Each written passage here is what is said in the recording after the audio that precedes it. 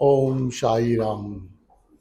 अनंत कोटि ब्रह्मांड नायक राजाधिराज योगीराज श्री सचिदानंद परब्रह्मो श्री सद्गुरु साईनाथ महाराज की जय।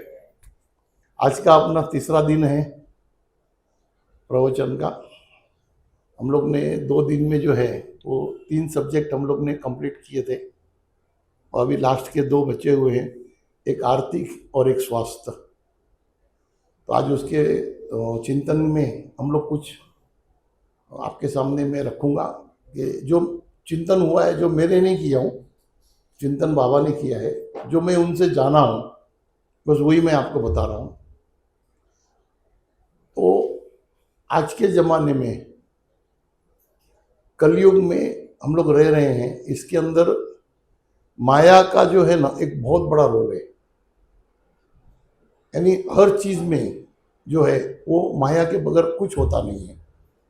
आप किसी भी क्षेत्र में जाओ, आपके जन्म लेने से लेकर के और मृत्यु के बाद तलक 13वें 14वें तलक बगैर माया का कुछ नहीं हो रहा है। एक जमाना था कि जब जन्म लेने में वो दाई माँ आ जाती थी, वो जन्म दे देती थी, उसको जो दे दिया खुशी से लेके जाती थी। आज तो आप जन्म तो बाद में, जब प्रेग्नेंट हो गया तभी से ही जो है ना वो डॉक्टर जो है वो उसके अंदर इतने टेस्ट चालू करवा देता है जैसे कि मानो बहुत कॉम्प्लिकेटेड काम करने जा रहे हैं हम लोग। जैसे कोई जहाज उड़ाने जा रहा है तो वो हर पंखा खोल के हर दरवाजा चेक करना। पहले भी लोगों ने डिलीवरी किया है, बस माओ ने पहला डिलीवरी किया है, मगर इतना कभी सोच समझ के इतना टेंशन नहीं ले रहे थे। मगर क्या हो गया है, माया के क्षेत्र में हर चीज में लोग चाहते हैं क्या कहीं ना कहीं से माया मिले, कहीं ना कहीं से मिले। अब अगर किसी को कुछ प्रॉब्लम है ही नहीं, लेडी को, फिर भी अगर डॉक्टर के पास गया तो बोले पहले सोनोग्राफी करो, फिर बोले ये करो, फिर बोले वो करो। अरे उसको कोई तकलीफ ही नहीं है, प्रेग्नेंट है मगर उसको कोई तकलीफ नहीं है, उसको तकलीफ नहीं है, मगर मेरे को तो जरूरत है ना। बोले माया की, तेरी तकलीफ तेरे तक, इधर माया ले आ। ये तो हो गया एक मेडिकल क्षेत्र का। अब उसके अंदर आप जितनी बार जाओगे उतनी बार उसको ये लगता है कि अब मैं क्या करूं तो कुछ ना कुछ मिले। अच्छा, फिर डराएगा भी, अरे यार मेरे को धड़कन बरोबर नहीं लग रही है, बोले अभी एको करा के लाओ। पहला तो वो 2 दिन वो खुद परेशान, बोले यार मेरे बच्चे की धड़कन नहीं चल रही, फिर एको कराता है, फिर बोलता है हाँ ये अभी तसल्ली हो गया। अरे तेरे तसल्ली हो गया, उधर 5,000 रुपये लग गया, उसका क्या? उसको तसल्ली वो हो गया कि उधर 5 में से 2 उसके पास आ गया। तो ये माया के पीछे जो है ना इंसान इस कदर पागल हो गया है ना कि उसको अहित और अहित कुछ लेना देना नहीं है। उसको कोई मतलब नहीं है कि मैं सही कर रहा हूं या गलत कर रहा हूं या क्या कर रहा हूं। उसको एक ही है कि मैं कितना ले पा रहा हूं, कितना लूंगा तो मैं बड़ी हॉस्पिटल बनाऊंगा, बड़ी हॉस्पिटल बनाऊंगा तो समाज में मेरा नाम होगा, समाज में लोग मेरे को सलाम ठोकेंगे। अरे तू सब करेगा मगर रोटी 4 ही खाएगा और लास्ट में बाम्बू पे ही जाएगा। तेरे लिए कोई सोना चांदी का लेके जाने वाला नहीं है, और उतना सोचने का वक्त नहीं है, वक्त नहीं है। और आदमी जो है ना माया के लिए किसी भी हद तक जा सकता है। मैं अभी डॉक्टर का एग्जाम्पल क्यों दे रहा हूं, क्योंकि उसमें माया और स्वास्थ्य दोनों साथ में जुड़े हुए हैं, इसीलिए डॉक्टर का एग्जाम्पल दे रहा हूं। बाकी तो सब क्षेत्र में यही है, और भी क्षेत्र है उसमें भी यही चल रहा है। तो एक्चुअल में माया है क्या? जो हम बिजनेस कर रहे हैं, जो हम पैसा कमा रहे हैं, वो है क्या? वो ये है कि आप जो भी कर रहे हो उसमें अगर सेवा भाव है तो वो अपने आप में भक्ति बन जा रहा है। आप जो भी बिजनेस कर रहे हो, आप अगर खाना भी बना रहे हो, हलवाई हो, तो आप बनाने के टाइम अगर अपने इष्ट को याद करते हो, अपने भगवान को याद करते हो, तो वो प्रसाद बन जाता है। मगर उसी टाइम में अगर बनाने के टाइम भी ये सोच रहे हो कि साला वो तो बोले फलाना है, उसने तो ऐसा करके कमाया है, अब इसको तो मैं ऐसा करता हूँ, तो वो जो खाना बन रहा है ना वो खाने वाले के भी दिमाग में वही आ रहा है कि उसके अंदर वो वाइब्रेशन मैच हो गया। जो भी हम करते हैं ना, हर चीज का वाइब्रेशन हमारे पर्यावरण पे, हमारे स्वास्थ्य पे, हमारे समाज पे, हर चीज में असर डाल रहा है। अभी एक हफ्ते दिन पहले की बात थी, किसी के साथ बैठा था, ऐसा बोलना नहीं चाहिए, हम लोग सब बैठे यहाँ पे, मगर सच्चाई बोलने में अगर डर गया तो फिर ये गादी में बैठने का अधिकार नहीं है। तो फिर तो अपन बिजनेस की गादी में बैठे तो ऐसा भी पैसे तो कमा ही रहे। मैंने एक आदमी को यही बात चल रही थी, बोले परवीन ये क्या होगा क्या नहीं होगा। मैंने कहा दुनिया का तो नहीं बोल सकता हूं, मगर हिंदुस्तान जो है ना, ये 5 साल में सोने की चिड़िया बन सकता है। बोले वैसा कैसा? मैंने कहा 5 आदमी ईमानदार चाहिए, खाली 5 साल के लिए। 5 साल के लिए 5 आदमी बोले कि मैंने जो कसम खाया हूं उसके व्यतिरिक्त मैं काम नहीं करूंगा, जो कसम खाया हूं। तो पूरा हिंदुस्तान जो है ना, वो पूरे दुनिया को जो है ना वो अचंभे में डाल देगा, क्योंकि हमारे पास सब कुछ है। हमारे पास अच्छे ब्रेन है, हमारे पास हर मिनरल है, हमारे पास पानी है, हमारे पास अच्छी जमीन है, हमारे पास बुद्धिशाली लोग हैं कि जो लोग फॉरेन में जाकर के कंपनियों में सीईओ बन के बैठे, सीईओ बन के बैठे ही है। और बड़े बड़े कंपनियों में आप जिसमें भी जाओ तो कौन है, तो बोले इंडियन बैठा है। मगर उतना होने के बाद भी हमारे इधर ये तकलीफ क्यों? इसका कारण है कि माया ने लपेट लिया। माया ने अपना ऐसा जाल बिठाया कि वो जाल में किसी को नहीं छोड़ा।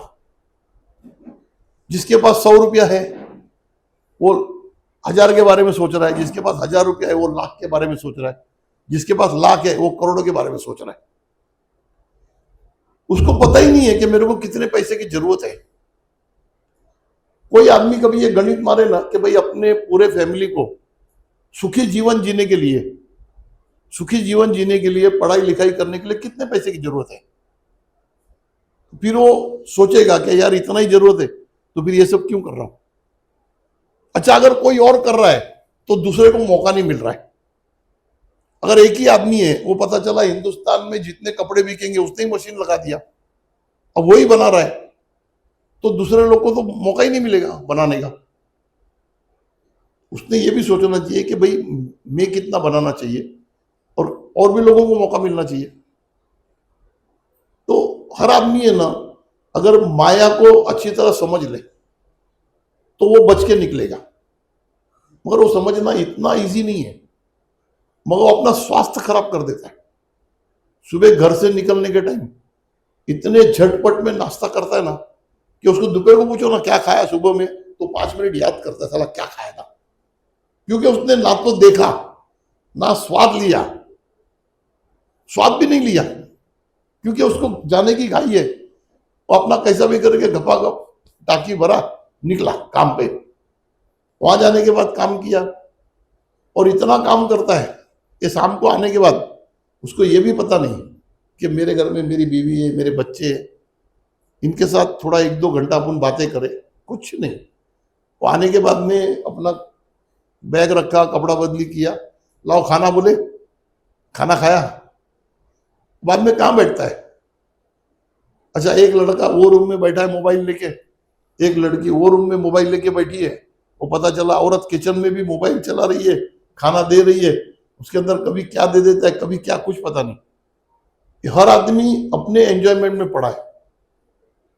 अच्छा, लाइफ है ही नहीं, लाइफ है ही नहीं। तुम क्या कर रहे हो, तुम आए क्यों, कर क्या रहे हो, कुछ मालूम नहीं। कितना साल निकल गया, अभी ये 2025 है, आज कितने महीने हो गए। किसी को पूछो कि भाई तुमने ये 2025 में क्या एंजॉयमेंट किया, बोले कुछ नहीं किया यार, यही परेशानी चल रही। अरे कुछ किया ही नहीं तो फिर तू जी क्यों रहा है। मशीन, आदमी ने खुद को मशीन बना दिया, और मशीन बनाने की वजह से वो अध्यात्म को जान नहीं पाता है। अगर हम किसी से बात करते हैं ना अध्यात्म के बारे में, वो क्या बोले, अरे यार तेरे पास बहुत पड़ा है, बोले तू सोचेगा ठीक है। अरे तो मैंने कहा मैं आज बात कर रहा हूं, जब कुछ नहीं था तब भी बात कर रहा था, जब खाने को नहीं था तब भी अध्यात्म की बातें कर रहा था। मगर क्या होता है, आदमी बहाना निकालता है इसमें से छटकने का, हर आदमी बहाना निकालता है इसमें से बाहर निकलो। अच्छा, जो बड़े लोग हैं वो आपको प्रोग्राम में दिखेंगे, प्रोग्राम में दिखेंगे, मगर कितनी देर, एक बार फोटो खींच लिया तो चला, बोले क्या है, तो बोले कल सबको पता चलना चाहिए भाई फलाना आदमी आया था, उतना ही, और कुछ नहीं है। वो सुनने को नहीं बैठ रहा है, ना वो समझने को बैठ रहा है। अभी आजकल जिसको भी देखो ना, वो दिखाने के लिए पड़ा हो, दिखाने का ही सोच रहा है कि मैं क्या दिखाऊं, मैं क्या दिखाऊं, मैं क्या दिखाऊं। क्यों दिखाऊं? कि लोगों को ऐसा लगे कि अब मैं बहुत कुछ हूं। मगर वो घर में जाएगा ना, तो ऐसे सर में हाथ रख के बैठता है, अरे तू बाहर तो अकड़ के चल रहा है, घर में आके ऐसा क्यों बैठ रहा है? क्योंकि घर में आने के बाद उसको पता है कि मैं हकीकत में क्या हूं और मेरे पीछे कितना टेंशन है। टेंशन अपन खुद ही खड़ा कर रहे हैं। टेंशन है ना, कोई नहीं खड़ा कर रहा, अपन खुद ही कर रहे हैं। तुम जितना स्वाद लेने का कोशिश करेगा, उतना तुम्हारा हेल्थ खराब करेगा। तुम जितना खाने में मसाला वापरेगा, तेल वापरेगा, जितने टाइप का खाना खाएगा, उतनी ही तुम्हारे को बीमारियां पैदा होगी। तुम जितना सिंपल खाना खाएगा, जितना जिसको बोलते हैं ना कि सीजनल फूड खाएगा, सीजनल फूड खाएगा, जितना सोच समझ के खाएगा उतना तुम स्वस्थ रहेगा। ये जो चीज है ना, आदमी क्या सोचता है, अरे बाबा एक भाजी खाऊंगा तो क्या दिखेगा, तो 4 भाजी, 2 टाइप का दाल। अब किसी को देखो ना खाना खाने में, अब वो इतने टाइप का खा रहा है, तो जितने टाइप का आप खा रहे हो, उतने टाइप का हजम करने के लिए आपके मुंह में लाड़ भी तो बनना चाहिए। आज 99% नहीं, 90% आदमी को, जिसको देखो शुगर का प्रॉब्लम है। इस शुगर का प्रॉब्लम आया किधर से? शुगर का प्रॉब्लम जो आया, वो तुम्हारे स्वाद लेने से ही आया। तुम एक बार में ना एक रोटी बाजी खाओ, कभी तुमको शुगर नहीं होगा, शुगर होगा ही नहीं, क्योंकि तुमने एक ही स्वाद खाया और एक ही उसका पीएच है, होगा ही नहीं। अच्छा, आज किसी को पूछेगा ना डाइजेशन कैसा हो रहा है अपने फूड का, तो बोलेगा पेट में जाके डाइजेस्ट हो रहा है। ऐसा नहीं है। डाइजेशन जो है ना वो इस तरह से हो रहा है। अभी मैं, आप लोग बैठे हो, अभी मैं इमली की बातें करूंगा, इमली बताऊंगा, सबके मुंह में पानी आएगा। क्यों आएगा? अभी तो खाया भी नहीं, क्योंकि हमारी आंख देखती है। अगर आप अंधे हो तो आपका कान ने सुन लिया इमली आ रही है, वो दिमाग को बोल दिया इमली आ रहा है। इमली जो है ना, ये हाईली एसिडिक है। ये अगर आपको बगैर बताए पाउडर आपके मुंह में डाल दो, पूरे मुंह में छाला आ जाएगा। तो बॉडी जो है ना उतना सेंसिटिव है, तो वो क्या करता है, उसको न्यूट्रल करने के लिए लिक्विड छोड़ता है यहां से। तो आप जब खाओगे तो वो लिक्विड है ना, मुंह में ही मिक्स होता है ना, तो वहीं पे वो 90% डाइजेस्ट हो जाता है।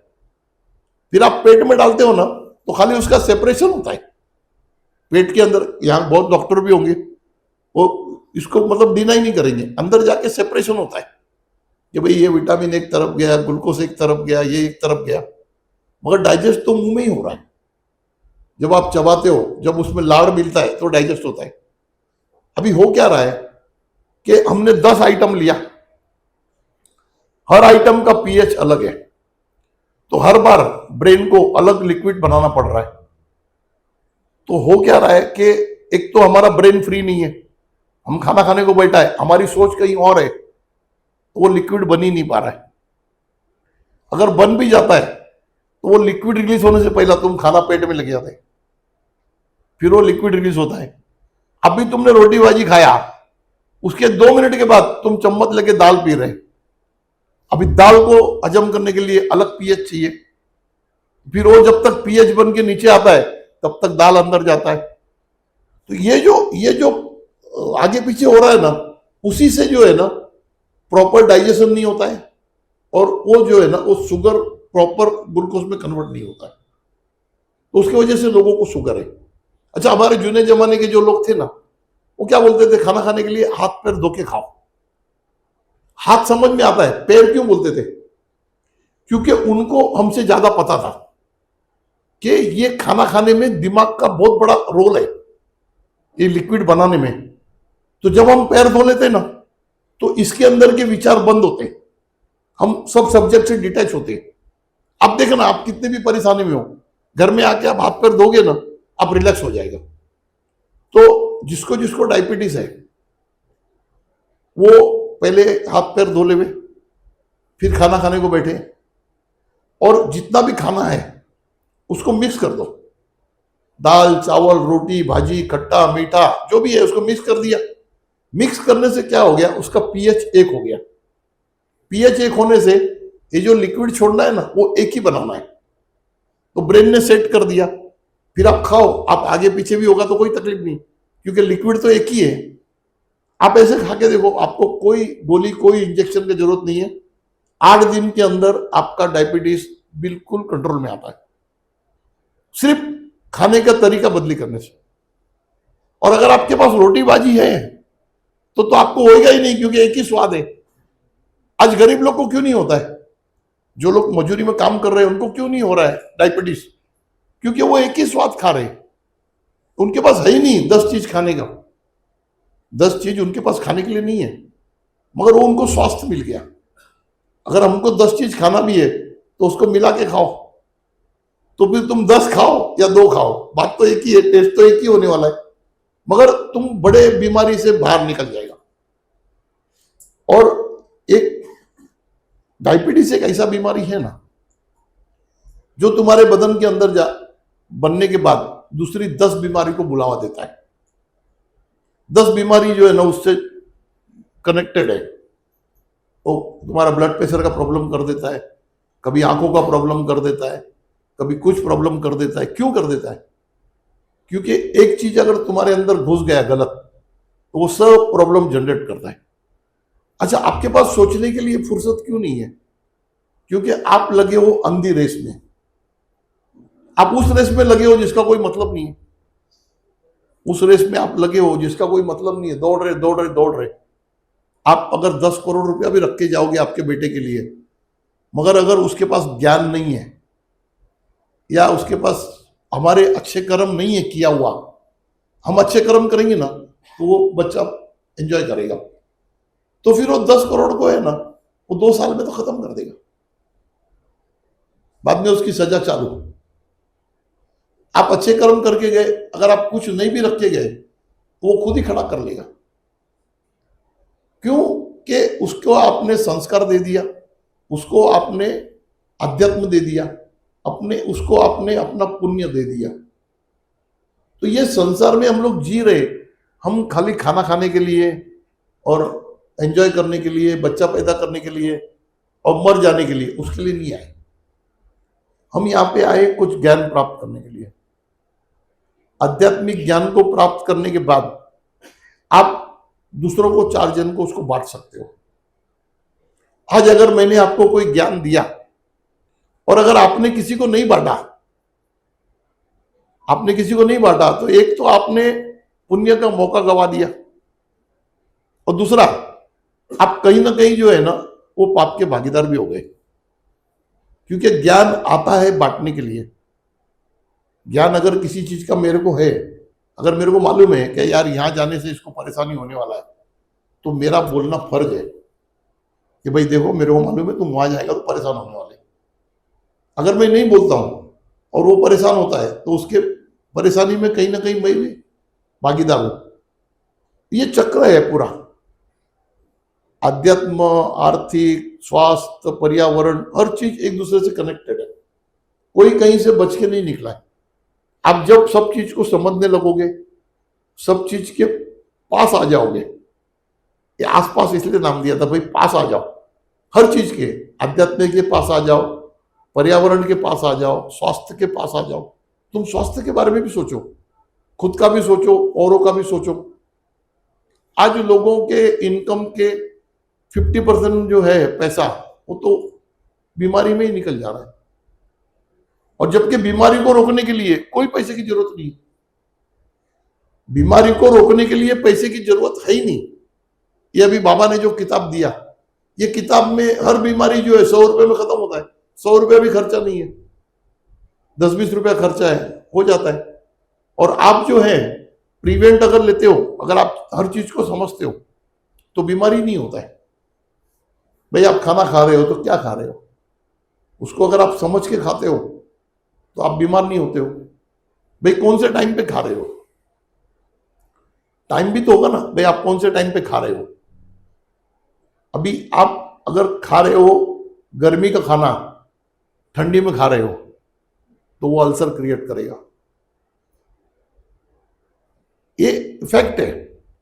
आप अगर ठंडी में जो गर्म चीज खाना चाहिए वो अगर आप गर्मी में खाओगे तो अंदर जाकर के कुछ ना कुछ तो बनाएगा।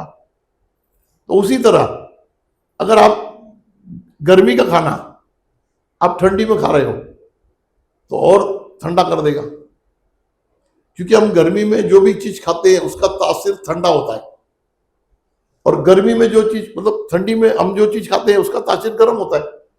तो ये आज के तारीख में तो एक्सचेंज हो रहा है। आज के तारीख में तो कभी खाना है वो भी मालूम नहीं, क्या खाना है वो भी मालूम नहीं, क्या खाए क्या खाने के बाद क्या होने वाला है वो भी मालूम नहीं।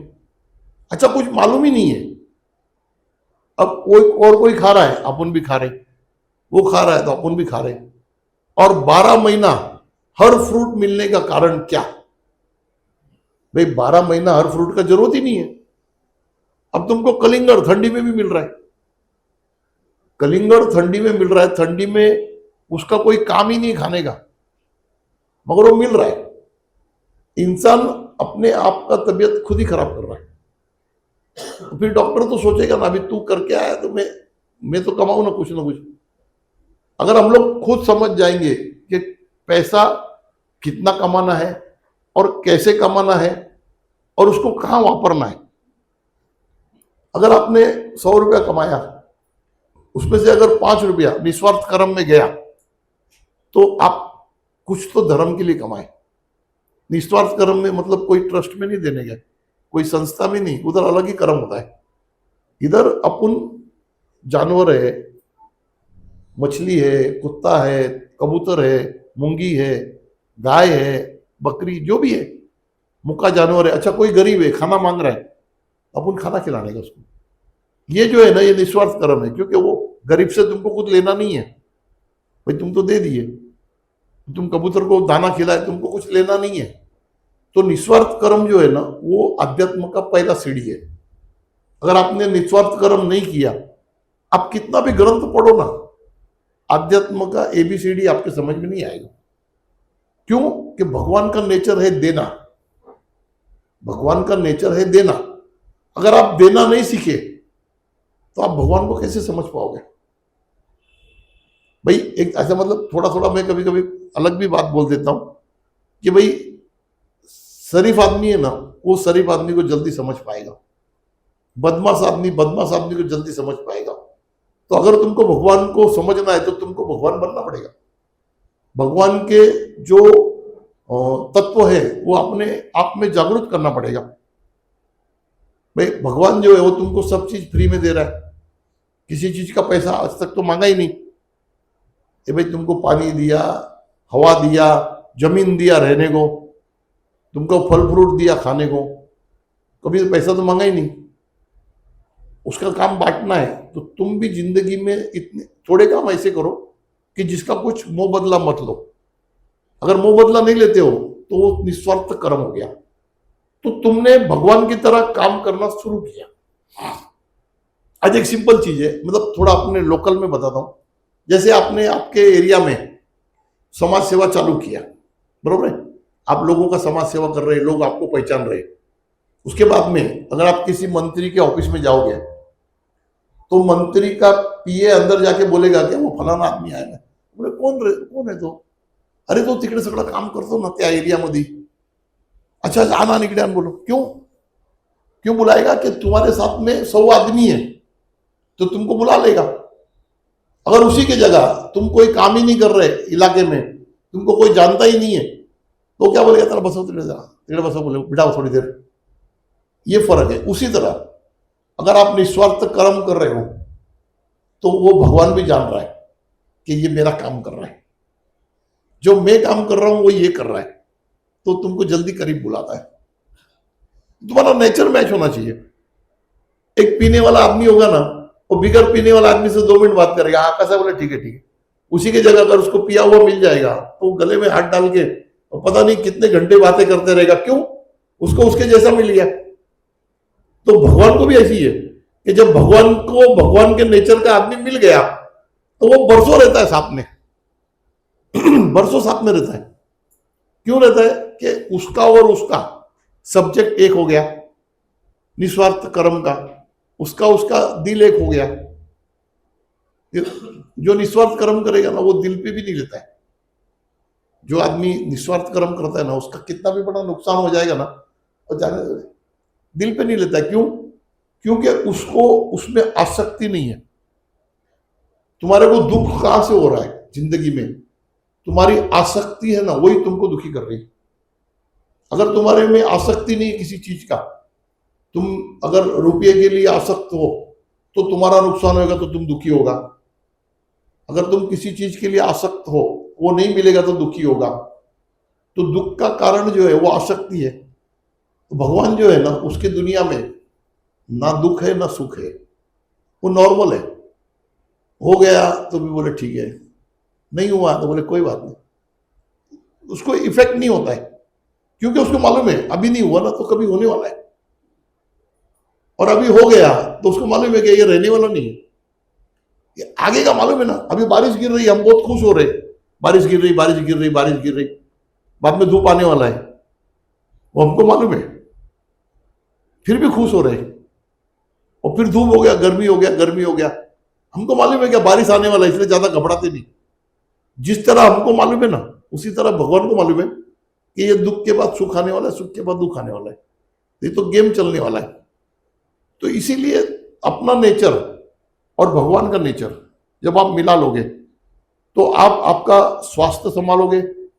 आपको ये मालूम है कि मेरे को कितना व्यापार करना है और बाद में क्यों नहीं करना है।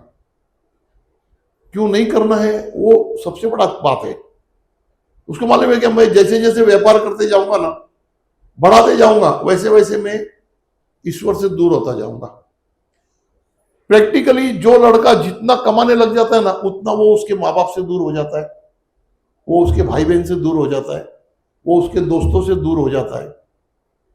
उसको नए नए दोस्त मिल जाते हैं, वो भी उसके तरह ही रहते हैं। वो सामने दोस्ती दिखाते हैं, फिर आधा घंटे के बाद सड़क जाते हैं। मगर वो ये नहीं सोचता है कि मैं जिसके साथ इतने साल से रहा, मैं उसका नहीं हुआ तो ये कल मेरे साथ आए मेरे कैसे होंगे। ये आदमी भूल जाता है कि भाई मैं मेरे माँ बाप के साथ में 30 साल तक रहा और मैं उसका नहीं हुआ। वो पता चला कल दोस्त मिला या नया वाइफ मिला, अभी अभी पता चला 2 साल में मैं उसका हो गया। तो तुम ये सोचो ना, दो साल से तुम्हारा साथ में, तुम 30 साल से नहीं रहा तो 2 साल में कहां से रहेगा। उतना सोच किसको आएगा? जो आध्यात्म में होगा। जो आध्यात्म में होगा ना, उसको पता है कि भाई ये कोई चीज रहने वाला नहीं, सब आना जाना है। अपने को अपने संबंध संभालना है, अपने कर्तव्य निभाना है। जिसके साथ में अब उसके माँ बाप है, उसके साथ भगवान जो है ना ही है। जिसके साथ उसके भाई लोग हैं, उसके साथ शक्ति है ही है। जिसके साथ उसके यार दोस्त है, उसके साथ पूरा जहां है, दुनिया है, पूरा पूरा दुनिया है। अगर तुम्हारे 10 दोस्त है ना तो तुम्हारी दुनिया है। तुम्हारे पास कितना पैसा है, कितना बंगला है, कितना गाड़ी है, अगर 4 दोस्त नहीं है भरोसे के तो क्या है? तुम 24 घंटे दिन रात एक भय में हो, भय में जीते हो कि मेरा क्या होगा, इसका क्या होगा, इसका क्या होगा। क्योंकि तुम्हारे पास कुछ है ही नहीं ना। तुम्हारे पास कुछ है ही नहीं, तुमने कुछ कमाया ही नहीं, कोई रिश्ता बनाया ही नहीं। मैं तो बहुत जन को बोलता हूं ना, यार तुमको आनंदित होना है, तुमको दुनिया में आगे बढ़ना है, तुमको पैसा कमाना है, तो संबंध संभालो। चलो तुम्हारे पास कुछ नहीं है ना, संडे के दिन अपने भाई बहन को घर पे बुला लो ना यार। जो दाल रोटी तुम खाते हो साथ में बैठ के खा लो, आनंद होगे।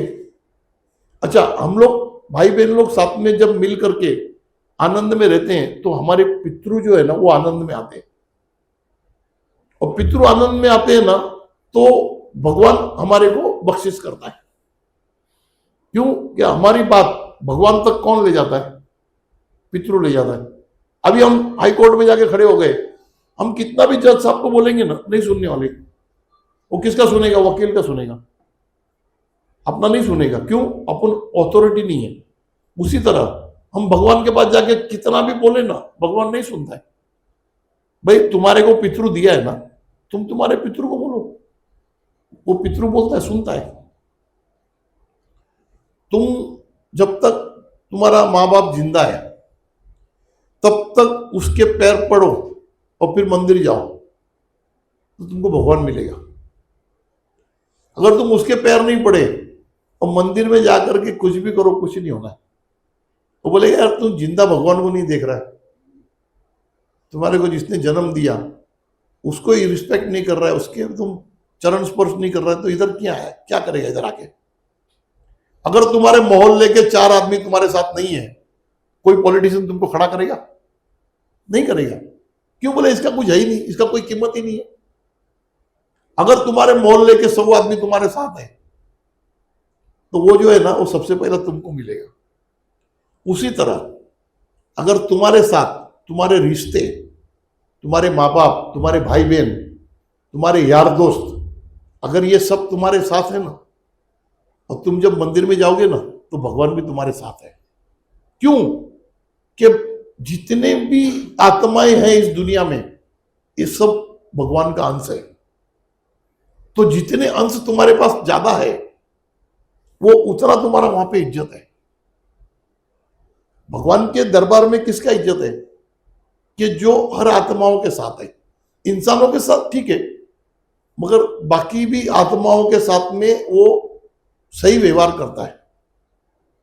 भाई जानवर है, झाड़ है, पंछी है, और जो भी जानवर है, सब में आत्मा है और सब में परमात्मा का अंश है। तो सब में परमात्मा का अंश है तो तुम सबके लिए अच्छा सोच रहे, तो तुम सबके लिए अच्छा सोच रहे तो भगवान तुम्हारे लिए अच्छा सोच रहा है। भाई तुम जाओगे ना तो भगवान, अभी ऐसा बोलना नहीं चाहिए, तुम जाओगे ना, तुम मंदिर का सीढ़ी अंदर नहीं चढ़ोगे ना, तब तक तो वो भगवान गाबारे से निकाल के बाहर मिलने को आता है। क्यों मिलने को आता है? क्योंकि उसको तुमसे प्रीत हो गया। तुमको जीवों से प्रीत हो गया, तो जीवों का पिता कौन है? तो वो तुमसे मिलने आ गया। भाई अगर तुम्हारे 10 लड़के हैं, बरोबर है, और 10 लड़कों को मैंने काम धंधे पे लगाया या जो भी है उनके लिए कुछ किया, और अगर मैं तुम्हारे घर पे आऊंगा तो मैं तुम्हारे घर पे पहुंचने से पहले तुम बाहर आएंगे मिलने को। क्यों आएंगे? क्योंकि तुम्हारे 10 बच्चों के लिए मैंने कुछ फर्ज निभाया है। तो उसी तरह ये संसार के सारी आत्माएं हैं, वो खुदा के बच्चे हैं। अगर उनके लिए हम कुछ करते हैं तो हम मंदिर में जाएंगे तो वो भगवान, हम मंदिर के अंदर जाने से पहले मिलने को आ जाते। क्यों आ जाते? कि उनके बच्चों के लिए आपने कुछ किया। हालांकि आप भी उसके बच्चे हो, आप भी उसी के बच्चे हो, मगर उसकी प्रीति आपके तरफ ज्यादा हो जाती है। आप करोड़ों रुपया कमा लिए, गमा दिए, उससे उसको खुद लेना देना नहीं। वो भगवान बोले ये इंसान बेवकूफी है इसकी, ये पैसे वैसे लेके कर रहा है। मैंने तो फ्री में फ्रूट उगाया, अब ये बेच रहे हैं आपस में। कोई भूखा खड़ा है वहां पे, वो सोच रहा है यार मेरे को कुछ एक मिल जाए खाने को। सामने पता चला लॉरी का लॉरी फ्रूट उतर रहा है और लॉरी का लॉरी बिक रहा है। वो वहां बैठा हुआ है, वो ये सोचता है यार मेरे को एक मिल जाए। वो भगवान है। तुमको सब कुछ देने के बाद अगर तुम्हारे में देने की प्रवृत्ति नहीं आई तो भगवान तुम्हारे लिए क्या सोचेगा? क्या सोचेगा मेरे को बताओ। आज इसीलिए जो है ना, कोई कोई आदत डालने के लिए हमारे मंदिरों में प्रथा रखी गई है, प्रसाद चढ़ाने की, प्रसाद बांटने की, ताकि तुम्हारा हाथ है ना बांटने को सीखे। और कोई कारण नहीं है, और कोई कारण नहीं है। तुम्हारा हाथ को, तुम्हारे दिल को, तुम्हारे दिमाग को बांटने का आदत पड़ना चाहिए, इसीलिए रखा है। ये प्रसाद का सिलसिला इसे रखा है। और आज के तारीख में लोगों ने ऐसा भी प्रोपोगंडा उड़ाया कि भाई प्रकाश प्रसाद बांटने वाले आदमी को पाप लगेगा। अब ये भी चालू है,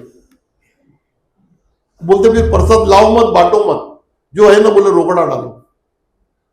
अब उसका उसका अपना धंधे का हिसाब है, उसका अपना गणित है, मगर प्रसाद रखना और प्रसाद बांटने का पीछे का उसको साइंस मालूम नहीं।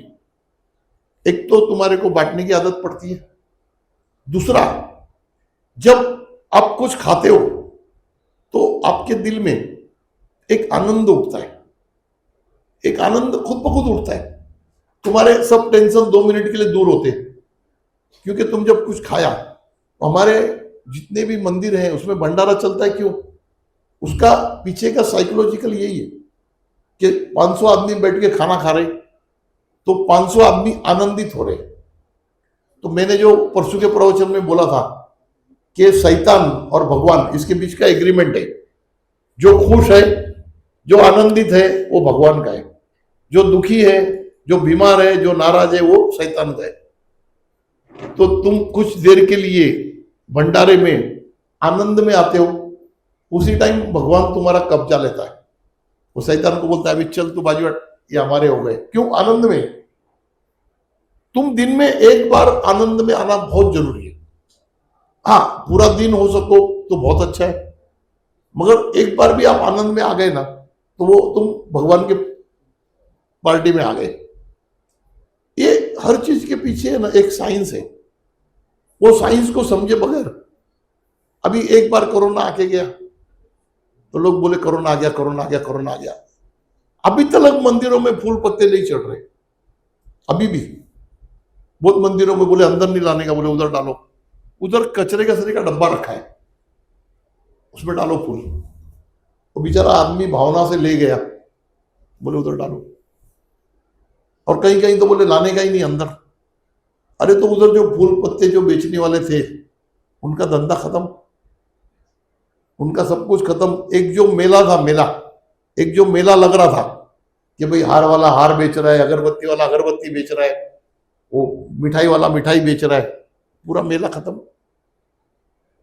इतना डर भगवान के मंदिर में। अरे जिसने तुमको बनाया तो वो संभालेगा भी ना, और नहीं भी संभालेगा तो तुम कौन सा, तुम्हारा हड्डी बिड्डी तुम घर से लाए थे क्या? इधर के इधर ही मिला, इधर के इधर ही तुम बांट रहे हो। मगर आदमी जो है ना, भय की वजह से वो भय जता करके, भयभीत नहीं है, भय जता के वो अपना मतलब निकालता है। आज तुम गए मंदिर में, हार प्रसाद लिया 200-300-500 रुपए का, तुमने चढ़ा दिया, संतुष्ट हो गए। अब हार प्रसाद चढ़ाना ही नहीं है तो क्या करोगे तुम? तुमको तो आदत पड़ गई है पैसा खर्चा करने की, तो पेटी में डालोगे। इसके पीछे का ये गणित है। इंसान जो है ना, वो किसी चीज को भी बेच सकता है, मगर उसको मालूम नहीं है कि मैं हीरा है ना, हीरा वो मैं पत्थर के भाव में बेच रहा हूं।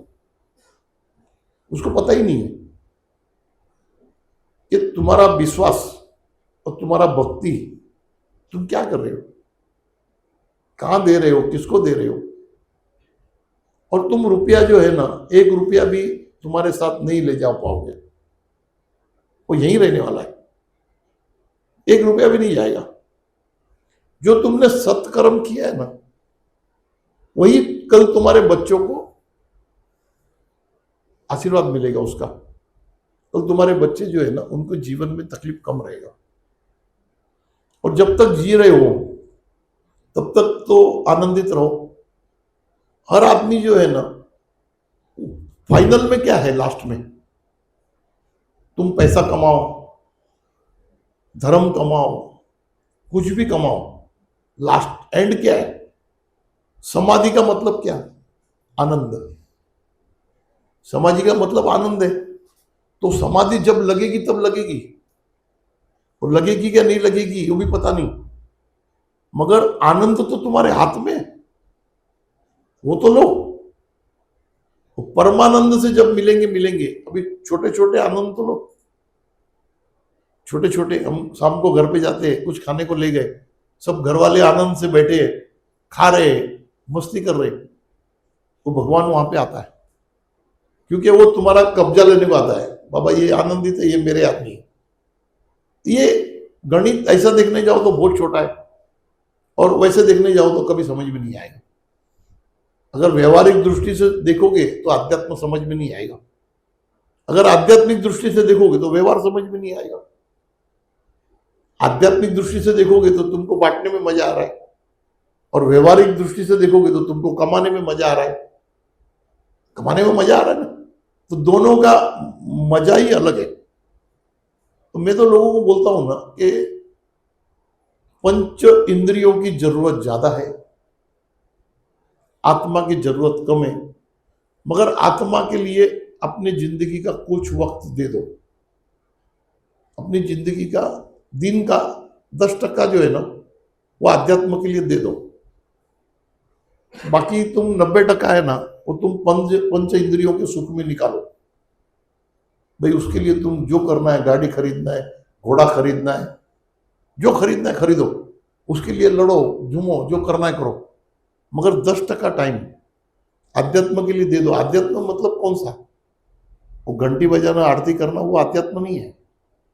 आध्यात्म मतलब परोपकार करने के लिए अपना कमाया हुआ धन में से 10% परोपकार में लगाओ, अपना वक्त 10% परोपकार में लगाओ।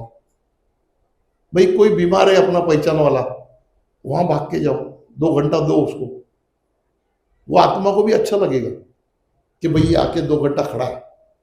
भाई अगर उसको जरूरत है कुछ पैसा पानी का मदद करो। भाई अगर किसी को खाने का कमी है तो कुछ खाने को ले जाओ, वो जिसमें तुमको कुछ वापस नहीं लेना है, परोपकार करो। आत्मा जब आत्मा से प्रेम करेगा, आत्मा जब आत्मा से प्रेम करेगा तब परमात्मा का जन्म होगा।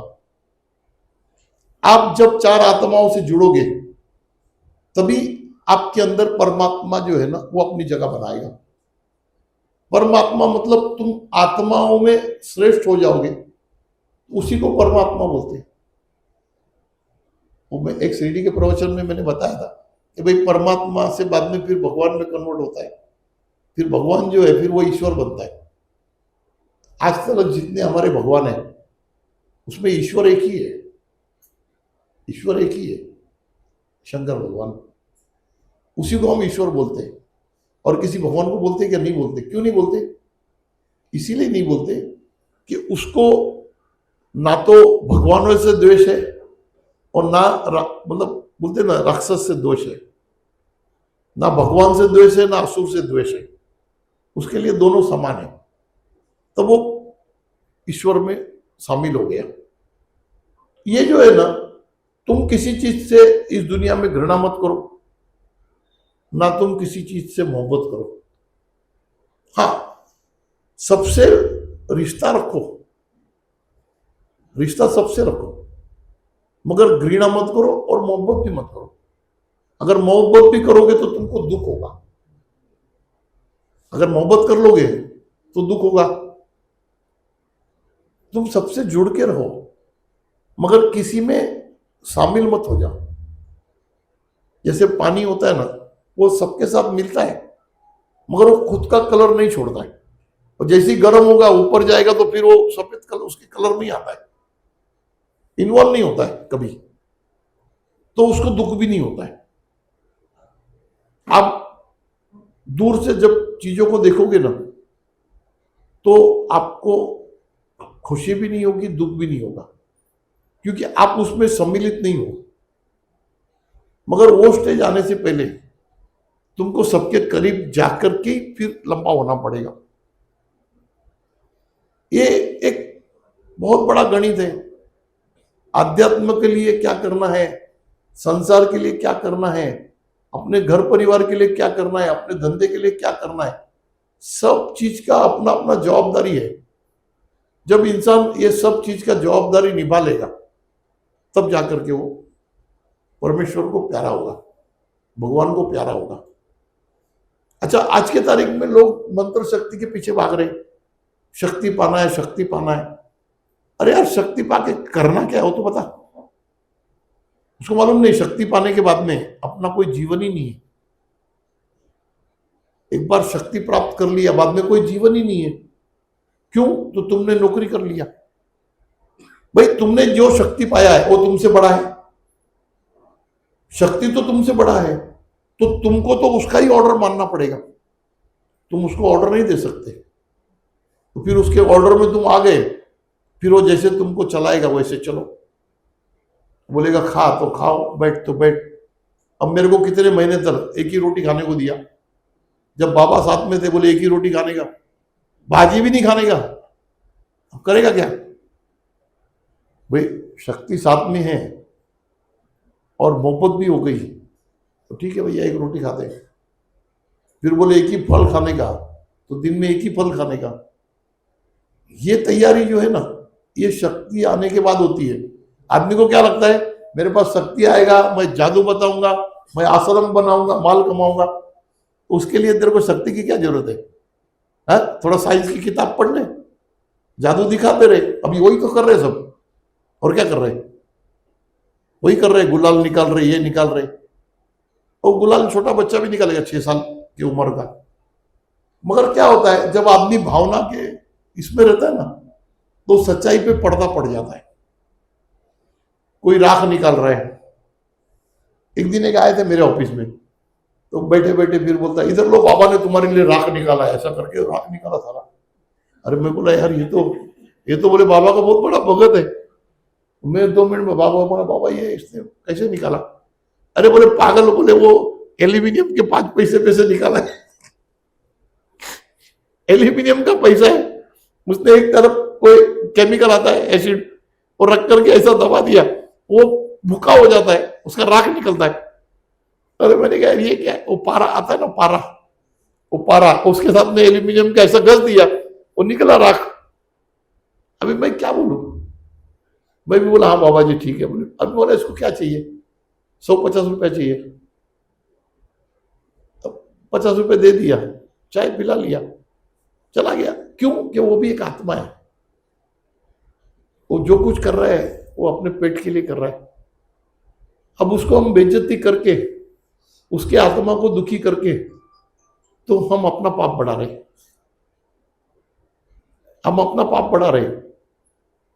बहुत टाइम कुछ ऐप के ऊपर पर्दा डालना जो है ना, वो भी एक पुण्य होता है। कि भाई उसको उसके दिमाग में कुछ भी रहे क्या इसको बेवकूफ बनाया, अपने को तो मालूम पड़ गया ना ये बेवकूफ बना रहे हैं। उसी तरह हम लोग जो कर रहे हैं ना, हमको ऐसा लगता है कि हम भगवान को बेवकूफ बना रहे हैं। भगवान को सब मालूम है तुम क्या कर रहे हो, तुम क्या कर रहे हो क्या नहीं कर रहे हो, सब मालूम है उसको। पिताजी को सब मालूम होता है कि ये मेरा बच्चा कौन सी गली में जाके क्या कर रहा है, मगर वो बोलता नहीं। क्यों नहीं बोलता है? कि बोले मैं बोल दूंगा तो एक शर्म का पर्दा खत्म हो जाएगा।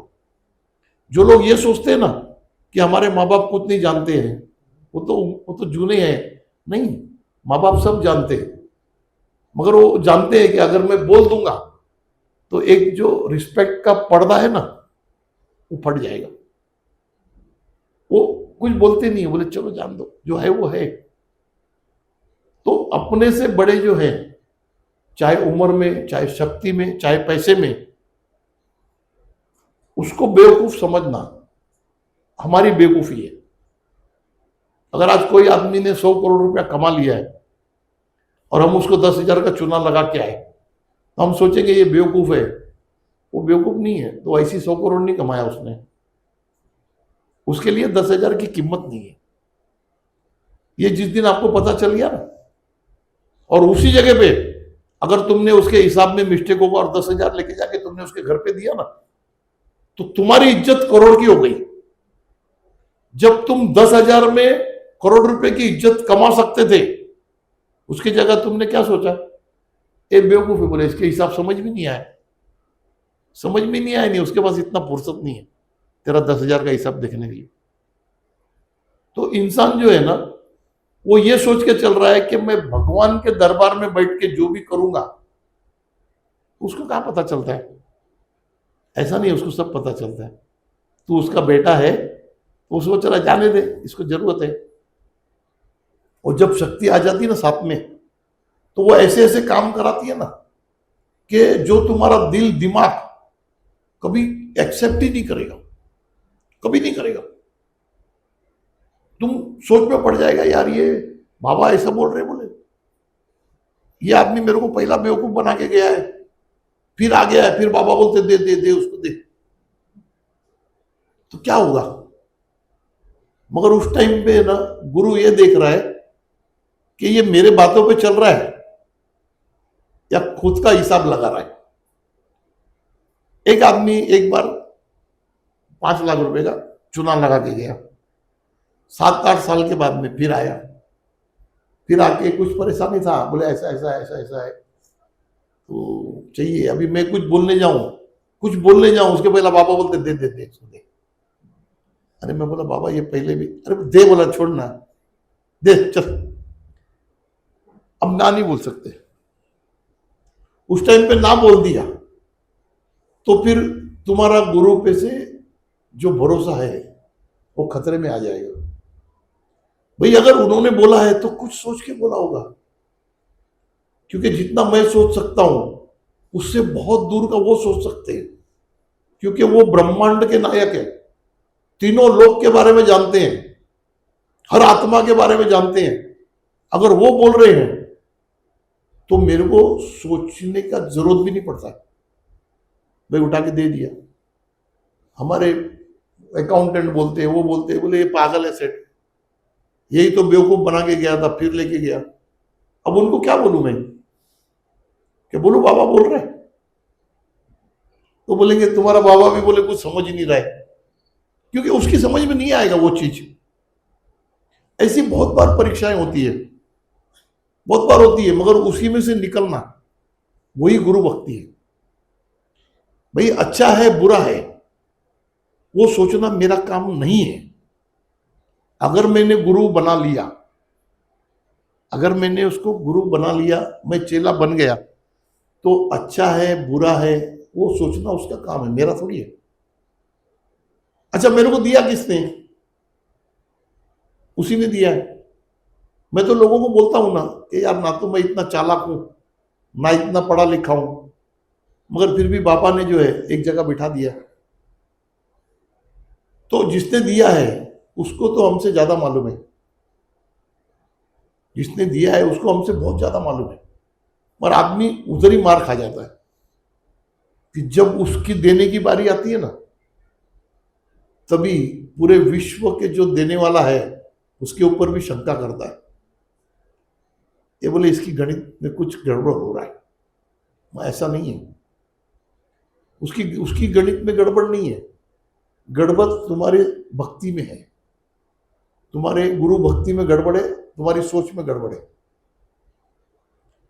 ये हर चीज है ना जो संसार में अपनी अपनी जगह में है, तो माया के साथ उतना मत लिपट जाओ कि आजू बाजू की आत्माओं से तुम्हारा रिश्ता टूट जाए। तुम्हारे आसपास की आत्माएं हैं, तुम्हारे यार दोस्त हैं, तुम्हारे घर वाले हैं, तुम्हारी माँ है, तुम्हारे पिताजी है, तुम्हारे भाई है, तुम्हारे चाचा है, चाची है, यार दोस्त हैं, गुरु हैं। भाई स्कूल के गुरु हैं, वो भी गुरु ही हैं। जो बचपन में जब कुछ नहीं जानते थे तो उन्होंने सिखाया। अभी तो जब आदमी के पास पैसा आ जाता है ना, तो वो गुरु जाएगा तो ऐसा करता है, अरे ऐसा करता है, तेरे को साला ABCD नहीं आता था, तब मैं हाथ पकड़ के सिखाता था लिखने को। मगर वक्त के साथ है ना, जब आदमी अपना नेचर बदली करता है ना, तभी दुखी होता है। दुखी वही होता है जो अपना नेचर बदली करता है। और जब तक आपके अंदर बचपना है तब तक आप सुखी हो। जिस दिन आपने बचपना खो दिया तो फिर दुख का डोंगर तो घूम ही रहा है आजू बाजू में। वो तो कभी कभी बोलते हैं ना, अरे बोले तू बच्चे के जैसा बात करता है, तू बच्चे के जैसा काम करता है। अरे मैंने कहा मैं बच्चा ही बन के रहना चाहता हूँ, क्योंकि बच्चा रहूंगा ना तब तक खुश रहूंगा। जिस दिन बड़ा बन जाऊंगा दुनिया भर के दुख मेरे पीछे, तो क्यों जाना है दुख के बाजू में। भाई तुम जैसे बचपन में तुम्हारे माँ से प्यार करते थे, बड़े होके क्यों नहीं कर पाते हो, बड़े होके क्यों नहीं कर पाते हो, क्योंकि तुम बड़े हो गए। और जो आदमी अपनी माँ से प्यार करेगा ना, तो वो बच्चा बन के ही करना पड़ेगा। अगर तुमको तुम्हारी माँ से प्यार करना है तो बड़े बन के कैसे करोगे, नहीं करोगे। बच्चा बन के ही करना पड़ेगा। तो ये ऐसी चीज है ना कि इंसान को हर ड्यूटी में अपना अपना चीज बदलना पड़ रहा है। आज किसी के साथ बात हो रही थी ना, मैंने कहा देखो जिंदगी में खुश रहना है ना, तो जब तुम्हारा बच्चा तुम्हारे सामने आया तो तुम अपना बाप का रोल अदा करो, जब तुम्हारा बाप तुम्हारे सामने आया तो तुम बच्चे का रोल अदा करो, ये तभी तो चलेगा। तुम बच्चे के सामने बाप का रोल अदा करोगे तब तक ठीक है, मगर बाप आया उसके सामने भी बाप का रोल अदा करोगे तो क्या होगा, उसके सामने बच्चा ही बनना पड़ेगा।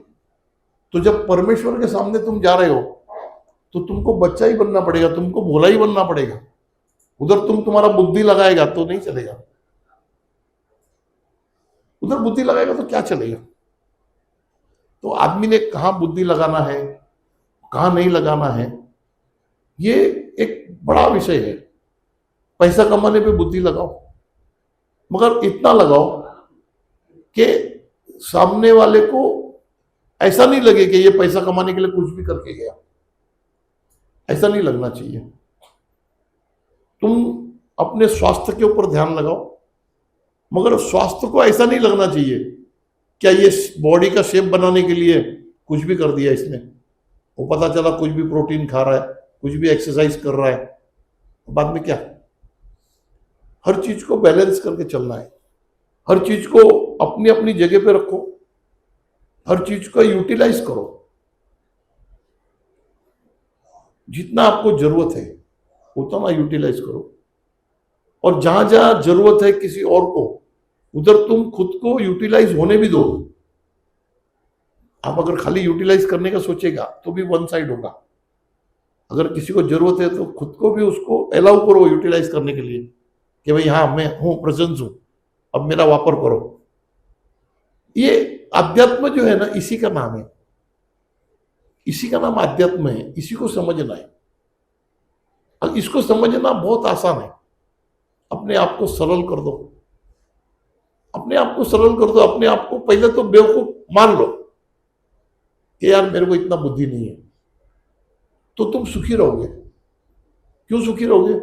अगर कोई बेवकूफ भी बना के गया तो तुम सोचा है ना यार मेरे को इतना बुद्धि नहीं है, तुमको दुख नहीं होगा। मगर तुम जहां ये सोचोगे ना, अच्छा ये मेरे को बेवकूफ बना के गया, क्या मेरे को बेवकूफ समझता है, तू रात भर दुखी रहेगा। वो पता चला महीनों महीनों दुखी रहेगा।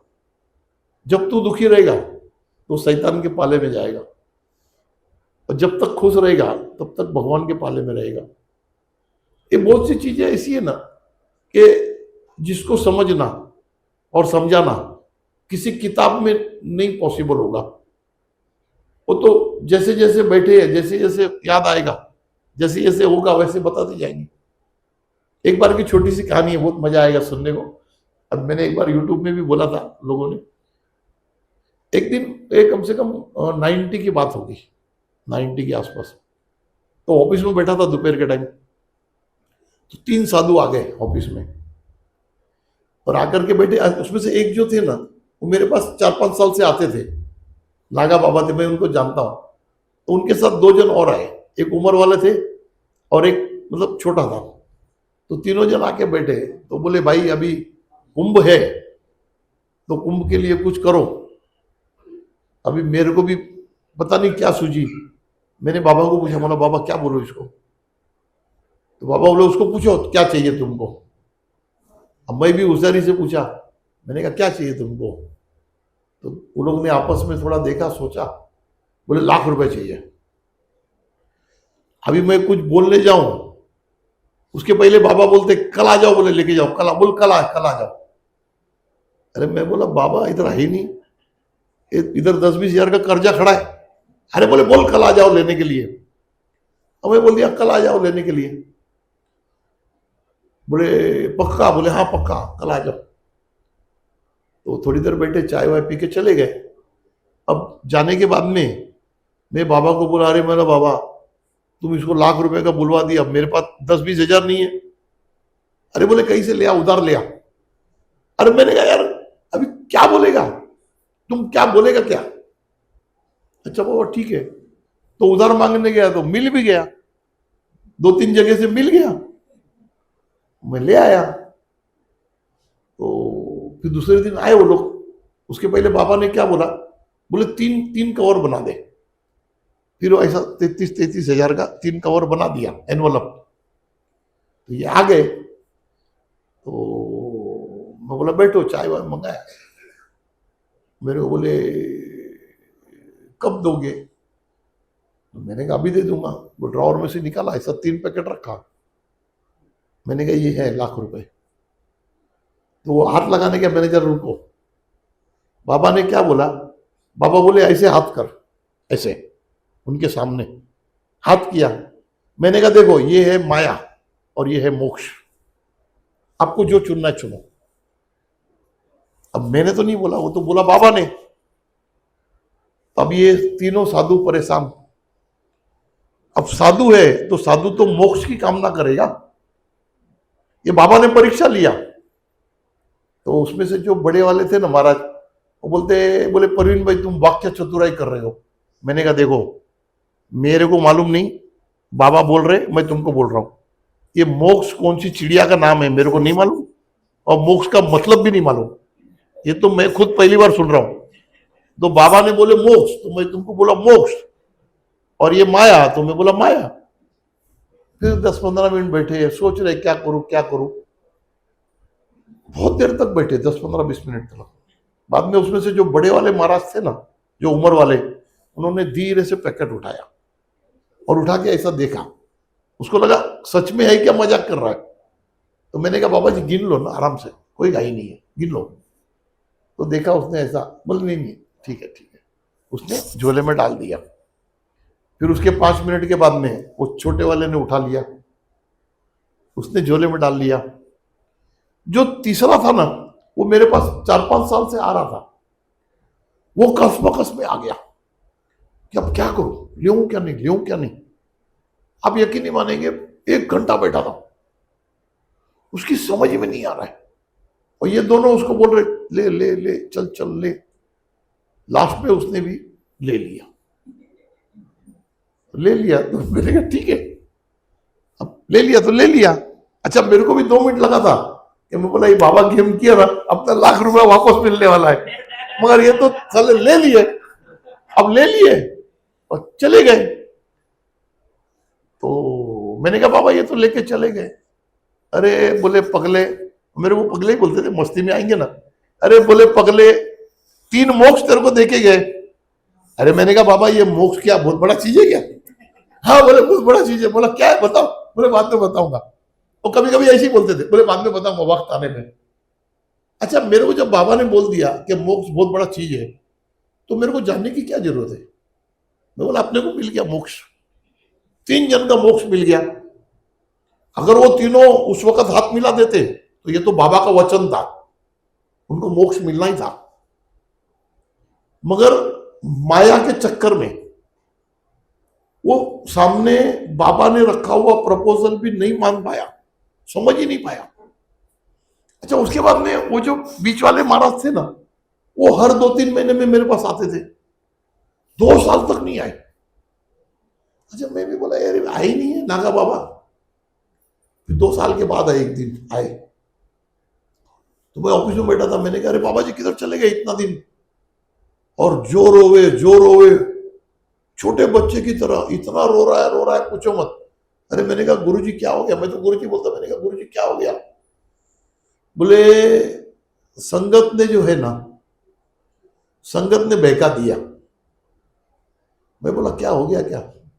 बोले परवीन भाई आपके यहां से पैसा ले गए, उसके बाद में ट्रेन में हमारे झगड़े हो गए, मारामारी हो गए, एक दूसरे के सर फूट गए। मैं 9 महीना तक हॉस्पिटल में था। सब कोई ना कुंभ में गया ना खा गया। तो मैंने कहा चलो ठीक है जो हो गया हो गया। बोले अगर मैं अकेला होता ना, मैं बोला मेरे को मालूम था तुम अकेला होते तो नहीं लेते, मगर तुम्हारे साथ में 2 थे। तो तुमसे अगर तुम्हारा धर्म छुड़ाएगा तो संगत छुड़ाएगा, अगर तुमको धर्म के करीब लाएगा तो भी संगत लाएगा। मगर किस टाइम पे तुम्हारा धर्म छूट रहा है और किस टाइम में तुम्हारा धर्म आ रहा है, वो तुमको होश में रहना पड़ेगा। अब बहुत से लोग हैं ना जो अरे उसने बहका दिया, अरे उसने बहका दिया, मगर तू होश में रहना चाहिए ना। फिर उसके बाद में रोने लगा, बोले अभी बाबा से पूछो कैसे मेरा मोक्ष होगा। अभी अपने को तो कुछ नहीं, बाबा से पूछे। बोले बाबा इसका मोक्ष कैसे होगा। बाबा बोले परवीन रास्ता तो मैं बताता हूं, मगर ये कर नहीं पाएगा। मैंने कहा बाबा बताओ तो सही, तो इनको बोल तो दूं। तो उन्होंने बोला, बोले तुम भगवा धारण करो, कोई तकलीफ नहीं है, मगर किसी से 1 रुपया भिक्षा लेना नहीं। तुम मजूरी करना और उसमें खुद का जीवन चलाना और दान पुण्य करना, तो तुम्हारा मोक्ष नक्की है। मैंने बोल दिया उनको, मैंने कहा बाबा ऐसे ऐसे बोल रहे हैं। तो बोले ठीक है ठीक है। बोले मैं ऐसे ही करूंगा, ऐसे ऐसे आंसू पोसे, चाय वाय पिया। तो मैं अभी मेरे को भी अभी मैंने बात किया, मेरे को भी याद नहीं। तो जाने लगे तो मैंने कहा बाबा विदाई लेके जाओ। अब विदाई तो 200-500 रुपए देते हैं। अब उससे भी 10 मिनट में सब भूल गया, वो 500 रुपया लेके भी गया। अब मेरे को भी ध्यान में नहीं है। थोड़ी देर के बाद में बाबा बोलता है, बोले तू क्या, बोले तेरा दिमाग खराब। बोला क्या हो गया। बोले अभी तूने उसको बोला कि कहीं से लेना नहीं और तू ही दे रहा है। अरे मैंने कहा बाबा मैं तो भूल गया, मगर उसने याद रखना चाहिए ना। बोले मैं तेरे को पहले ही बोला था वो नहीं कर पाएगा। तो अभी तक भी जो है ना वो भिक्षा ले रहे, अभी भी आ रहे। बाबा कुंभ है, बोला तुम कुंभ ही करते रहो।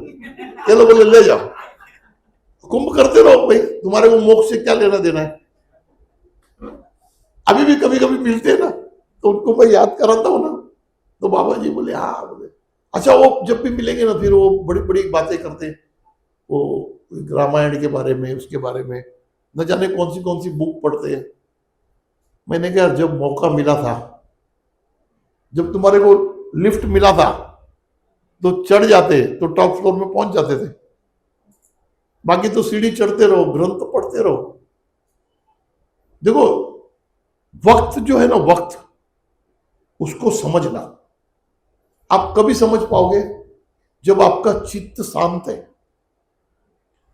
अगर आपके चित्त में खलबली नहीं है, अगर आपके अंदर रुपया कमाने की हवस नहीं है, तो तुम हर डील को समझ पाओगे। क्या इसमें मेरा नुकसान है, क्या इसमें मेरा फायदा है। क्योंकि जो भी आदमी तुमको फंसाएगा ना, वो लालच देके ही फंसाएगा, बगैर लालच के तो फंसाएगा नहीं। मगर अगर तुम होश में है, अगर तुम अध्यात्म में है, तो तुमको पता चल जाएगा कि भाई ये क्या बोल रहा है और ये क्या चाहता है। अगर तुम धर्म में, अध्यात्म में हो, तो अध्यात्म में ऐसे भी लोग मिलेंगे ना कि जो तुम्हारे को बोलेंगे तुम्हारी तीसरी नेत्र, बोले 1 महीने में खोल देता हूं, 1.5 लाख रुपया लगेगा। हाँ है ऐसे, वो आजकल तो टीवी में ऐड आता है, 1.5 लाख रुपए में नेत्र खुलेगा। तो एक दिन किसको वह बात हो रहा था, मैंने कहा 1.5 लाख में नेत्र खुलेगा, मगर वो नेत्र पहला लगाना तो पड़ेगा ना, नेत्र खुलेगा कैसे। अच्छा वो 1.5 लाख ले लेगा, बाद में बोलेगा तुम्हारा नेत्र है ही नहीं, होता तो मैं खोल देता। जो होशियार आदमी है वो तो खुद की जगह रखता है निकलने का। ये अध्यात्म में जो है ना, बहुत से लोग ऐसे मिलेंगे। अच्छा कुछ लोग ऐसे भी है कि जो खुद ही नहीं जानते, खुद ही नहीं जानते कि मेरे से मैं क्या कर रहा हूं, क्यों कर रहा हूं। तो वो यही बोलेंगे, उसको पूछे क्या हो गया, तो बोले सब लोग कर रहे थे मैं कर रहा हूं। अच्छा उसकी भी गलती नहीं है। फिर वो बताएगा अपने को, अरे ये तो 500 साल से चला आ रहा है, ये तो 2000 साल से ऐसा हो रहा है। अब कर, अभी ना क्या बोलूं तेरे को, और ना बोलूंगा तो तेरे को पूरा मेरे को कहानी समझना पड़ेगा, पूरा तेरे को अध्यात्म का मास्टर बनाना पड़ेगा, तब तू समझेगा। तो ये जो है ना, पैसा, रिश्ता और धर्म, ये सब जरूरी है दुनिया में, हर चीज जरूरी है। मगर किसके लिए, अपने को कितना टाइम देना है और कितना भोग देना है और कितना उधर से एक्सपेक्टेशन रखना है, ये बड़ी चीज है, ये बड़ी चीज है। अभी लोगों को किसी को बोलता हूं, उनको बुरा लगता है। बीच में 1-2 बार यूट्यूब में मैंने बोला था, मैंने कहा तुम सही सोच क्यों नहीं पा रहे हो, आध्यात्म के करीब क्यों नहीं जा पा रहे हो? बोले क्यों? तो बोले तुम औरत के साथ एक ही बेड में सोते हो। तुमको सोचने का मौका कब मिलता है? कब मिलता है? आदमी जो है जब एकांत में रहेगा तभी तो सत्य के करीब जाएगा। हाँ, तुमको उत्पत्ति करना है, उत्पत्ति करो, ना नहीं है। तुम भले एक बेडरूम रखो, मगर बेड तो अलग रखो, क्योंकि तुम्हारा तो अध्यात्म खो रहे हो, उसका भी खो रहे हो। अच्छा, ऐसा जरूरी नहीं है कि भाई मर्द ही अध्यात्म के बारे में सोचेगा। अरे, औरतें भी शक्ति है, वो भी अध्यात्म के बारे में सोचती है। जब तुम एकांत में रहोगे, जब तुम अकेले रहोगे, तब तुम है ना 5 मिनट ईश्वर को याद कर पाओगे। आज रात को सोने से पहले वक्त मिलता है, 5-10 मिनट ईश्वर का नाम स्मरण करते हैं। नाम स्मरण करने में कोई प्रॉब्लम नहीं है। मंत्र जाप जो है ना, वो सोच समझ के करो, क्योंकि मैंने जितना भी शिविर लिया हूं ना, उसमें जितने भी लोग आए हैं, उसमें से 60% आदमी जो है ना, वो मंत्र जाप से ग्रसित है। किसी का दिमाग खराब हो गया है, किसी का ट्यूमर हो गया है, किसी का लीवर खराब हो गया है, किसी का क्या खराब हो गया है, वो जाप की वजह से। वो रिबॉन्ड हो रहा है, एनर्जी रिबॉन्ड हो रहा है। साइंस बोलते हैं ना, एवरी एक्शन के सामने रिएक्शन आएगा। तुम मंत्र जाप कर रहे हो, मंत्र जाप जो है ना, वो वॉइस कमांड है। वॉइस कमांड का जो है ना, अपने टोन का एक सेटिंग है। अगर उसमें आप बरोबर टोन नहीं बोलते हो, तो वो किसी और के पास जा रहा है, वो किसी और के पास जा रहा है। तो या तो वो बेनिफिट ले लेगा, बरोबर है, और वो अगर असुरी शक्ति हुई तो उसकी शक्ति बढ़ेगी, वो तुमको भी कब्जे में ले लेगा। ऐसे बहुत उदाहरण है। तो नाम स्मरण करो, मगर मंत्र जाप जो है ना, बहुत सोच समझ के, उसका हर चीज समझ के लो, टाइम समझ के लो, टोन समझ के लो, उसका मतलब समझ के लो कि मैं क्या बोल रहा हूं। उसके बाद अगर तुमको शक्ति हासिल करना है तो करो। तो ये इस तरह से है ना, हर चीज को आप तब समझ पाओगे जब आप अपने आप को एकांत में रखोगे, अपने आप के लिए वक्त निकालोगे। तुम सुबह भाग रहे हो, किसके लिए भाग रहे हो? शुरुआत में तुम भाग रहे हो अपने फैमिली के लिए, उसके बाद में फैमिली का नीड पूरा होने के बाद में तुम भाग रहे हो अपने अहंकार के लिए। तुम्हारे को नीड नहीं है, तुम अपने अहंकार को बढ़ाने के लिए भाग रहे हो। तुम्हारे घर का खर्चा है ₹1,00,000, तुम 5 लाख कमाने के बाद भी फिर करोड़ों के पीछे भाग रहे हो, तो वो अहंकार के लिए भाग रहे हो, और फिर उसका तो कोई अंत है ही नहीं, तुम भागते रहो। वो बोलते ना, किसी का वो कौन सा कहानी था, वो अपना इसमें वो वाल्मीकि का, तो बोले तू इतना सब कुछ कर रहा है तो पाप में तेरे घर वाले भाग लेंगे क्या? घर वाले ने ना बोला, सब घर वाले, हमारा क्या लेना देना है भाई, तुम मजूरी करके ले आता, तू चोरी चपाटी मर्डर करके लाया, तो हमारा क्या लेना देना। तो ये दुनिया है, जितना तुमको चाहिए पेट के लिए उतना ले लो, चाहिए तो थोड़ा जेब में भी रख लो, मगर झोली में मत भरो। झोली में भरोगे ना तो चोर पीछे लगेगा, तो परेशान होगा। अध्यात्म भी उतना करो, नाम स्मरण करो उतना करो कि जिससे तुम्हारे को असलियत की पहचान हो जाएगा, क्या भाई ये सच है और ये झूठ है। ऐसी तो बहुत सी कहानियां मैं बोलते रहता हूं, जो मतलब याद आता है। मगर एक है ना कि हर कहानी में बाबा ने कुछ ना कुछ सिखाया मेरे को, कुछ ना कुछ सिखाया कि कब क्या करना है, कब नहीं करना है। बाबा बोलते हैं ना, कब क्या करना है ना, वो तेरे को नहीं भी आएगा चलेगा, मगर कब क्या नहीं करना है वो आना जरूरी है। जब क्या करना है नहीं आता ना, कोई बात नहीं, मगर नहीं करना तेरे को आना जरूरी है। तो अपन क्या बोलने का, वो अपने को नहीं आएगा चलेगा, मगर गलत नहीं बोलने का वो आना चाहिए कि भाई ये गलत है, ये हमको नहीं बोलना है, भाई ये गलत काम है, ये हमको नहीं करना है। मैं बहुत टाइम शिरडी जाता हूँ ना, वो कोई बोलता ना, अरे मेरा 100 रुपये ले जा, डाल देना। मैंने कहा मैं डाल दूंगा ना, बाद में तेरे से ले लूंगा। इसका कारण है अगर मैंने लिया और वहां जाके नहीं डाला तो दोषी कौन? मैं। मेरे को सजा मिलेगी। और उसको बोलने के बाद में अगर मैं भूल गया डालने को तो कुछ नहीं है। मैंने कहा लिया था उससे, मैंने कोई लिया तो नहीं था, बोला था भूल गया। मगर अगर तुमने ले लिया तो डालना पड़ेगा। वो लोगों को पता नहीं चलता है। अभी एक जगह राजस्थान में, एक जगह हम लोग कुछ फंक्शन था तो खाना खाने गए थे। तो सब पंडित लोग, कम से कम 30-40 पंडित लोग, सब पूजा वूजा हो गया, बाद में सब पंगत में खाना खाने बैठे। अभी मैं भी बैठ गया, कोई खाना खाना है तो बैठ गया। अभी अपने को क्या मालूम कि ये सब पंडित है और ये आजू बाजू में लोग भी बैठे थे। वो मेरे एकदम खास फ्रेंड का ही था वो फंक्शन। तो उसने फंक्शन होने के बाद सबको 500-500 रुपए का नोट दिया, पंडित लोग को दे रहा था। तो मैं भी था, तो अभी मजाक में मैं भी ऐसा कर दिया, मेरे को भी दे दिया 500 का नोट, मैं रख लिया। तो बाद में वो दूसरा एक था हमारे बाजू वाला, वो बोलता है अरे तू पंडित थोड़ी है, 500 लिया। अरे मैंने कहा मैं ही पंडित हूं, मेरे को मालूम है 500 को क्या करने का। मैंने कहा इनको किसी को नहीं मालूम है। बोले मतलब क्या? मैंने कहा मतलब बाद में इनको बुलाओ झाड़ के नीचे। तो सामने एक झाड़ था, झाड़ के नीचे बैठे सब पंडित आए, सब बैठे। मैंने कहा तुमको दक्षिणा मिला, उसका क्या करेंगे, मालूम है क्या तुमको? नहीं, सब बोलते हैं हमारे लिए मिला है। क्या बोलते हैं? हमारे लिए मिला है। मैंने कहा जितने लोग बैठे हैं ना, इस सबके घर में बीमारी और दरिद्रता है। कि 50 पंडित में से एक बोल देवे कि मेरे घर में बीमारी नहीं है, मेरे घर में दरिद्रता नहीं है।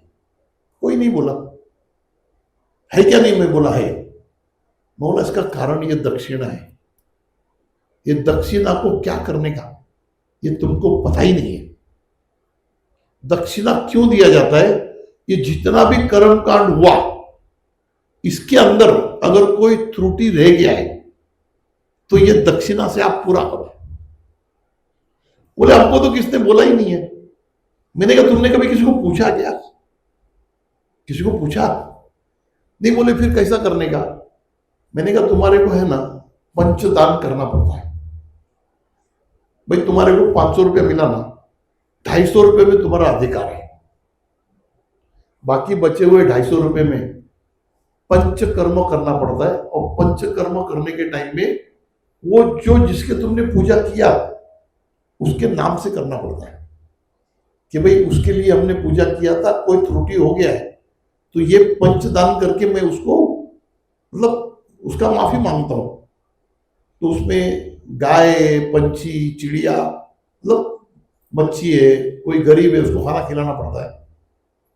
तब उनकी समझ में आया, बोले ये भी बात है। तो सोनलाल करके थे राजस्थान में, तो सोनलाल भाई बोलता है अरे यार ये क्या बात है, तेरे को कैसे मालूम? बोला मेरे को नहीं मालूम।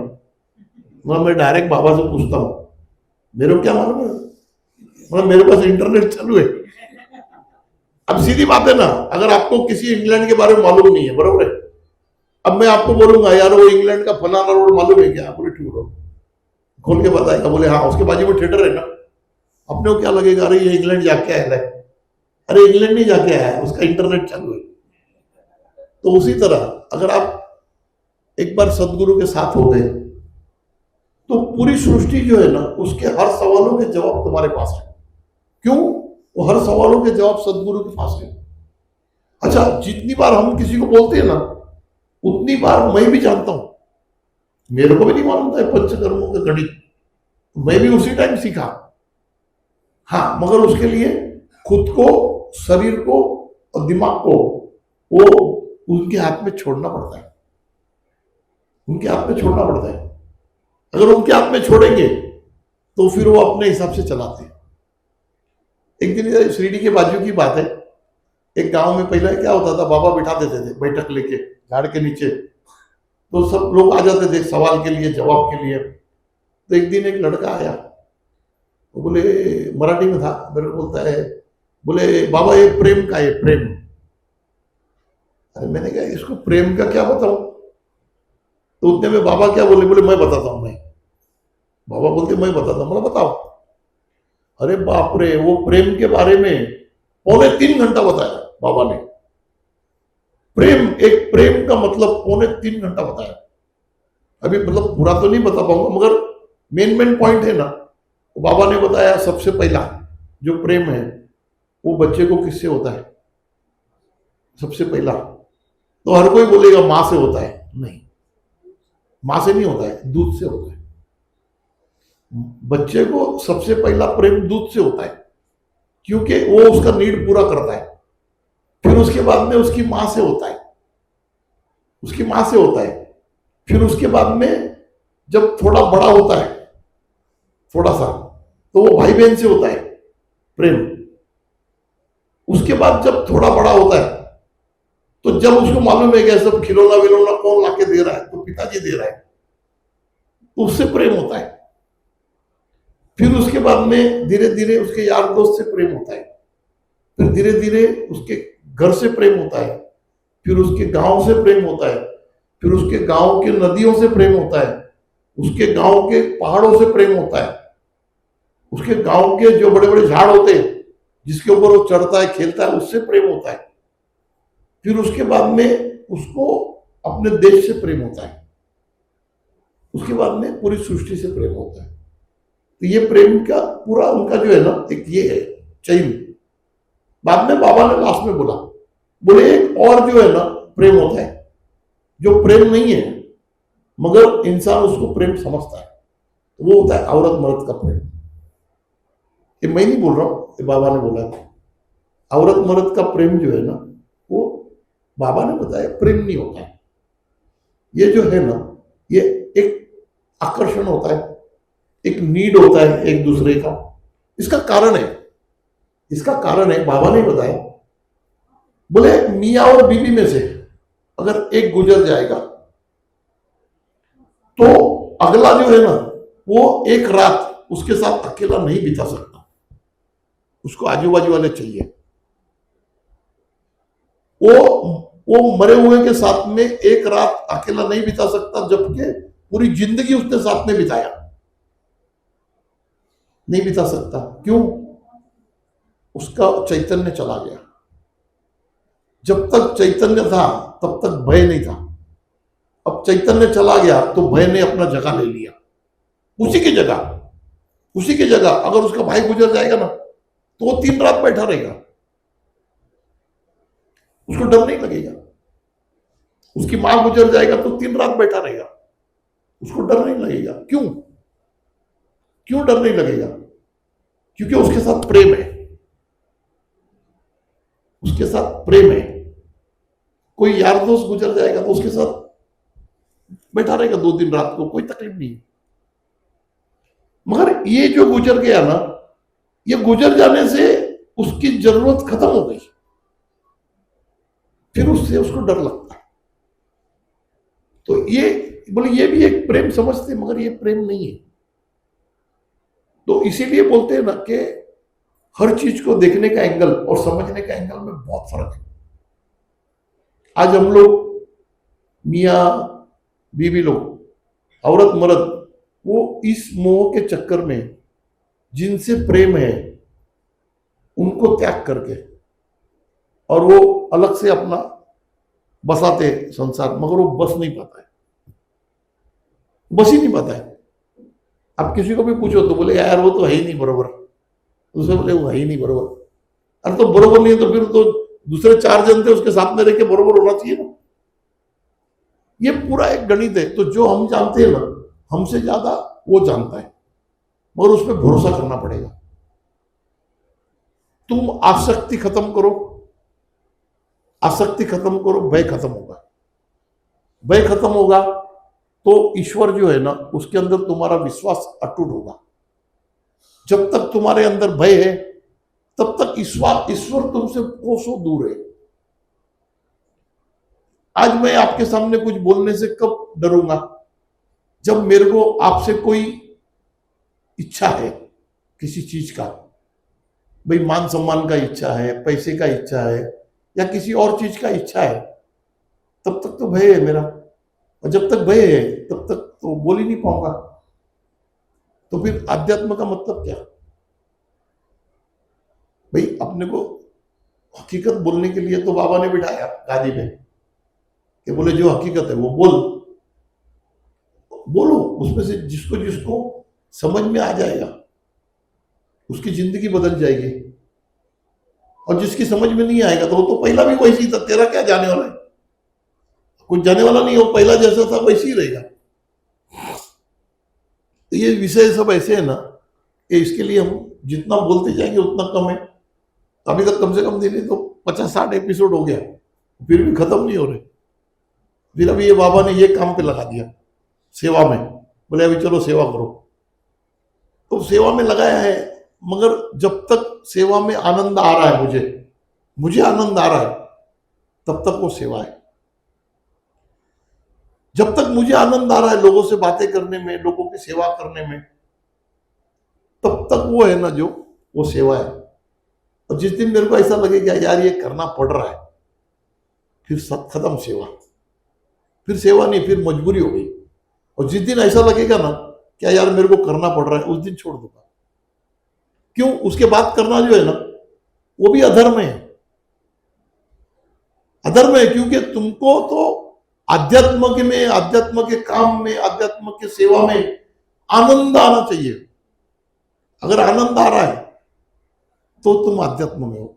अच्छा, आध्यात्म का ही बात नहीं है, किसी भी काम में जब तक आपको आनंद आ रहा है ना तब तक वो काम आपको प्रिय है, और उसमें आपको सफलता 100% मिलेगा।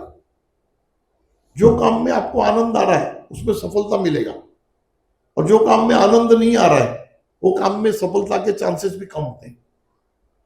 आपके बच्चे लोग भी है, कोई पढ़ाई कर रहा है, किसी को अगर आर्ट्स में आनंद आ रहा है तो उसको आर्ट्स में जाने दो, कि जहां पे उसका आनंद रहेगा ना वहीं पे जीतेगा। क्योंकि किसी भी चीज को जीतने का जो है ना चाबी आनंद है। आनंदित आदमी को कोई हरा नहीं सकता, और जिसको बोलते चिंतित आदमी को कोई जीता नहीं सकता। जो चिंतित होगा ना उसको तुम पूरे दुनिया का एटम बम लाके दे दो तो भी चिंता में ही रहेगा। अरे बोले कोई एटम बम है नहीं दुनिया में, अब तू चला, तो भी बोलेगा नहीं यार कोई होगा तो। अरे भाई तेरे को इतना दिया उसमें चला ना, और जिसके बाद नहीं होगा अरे उसको बोले चल तुम, कोई बम से तुम मरने वाला नहीं है, तो वो चलो, क्योंकि वो आनंद है, आनंद में है। बोले चलो चलो चलो, क्या होता है, आनंद है तो भय नहीं है, और अगर भय है तो फिर आनंद नहीं है। आप घर में जाते हो, अगर आपको ऐसा लगता है कि अभी बीबी क्या पूछेगा, तो भय है, तो बाद में तुमको घर में आनंद आएगा ही नहीं।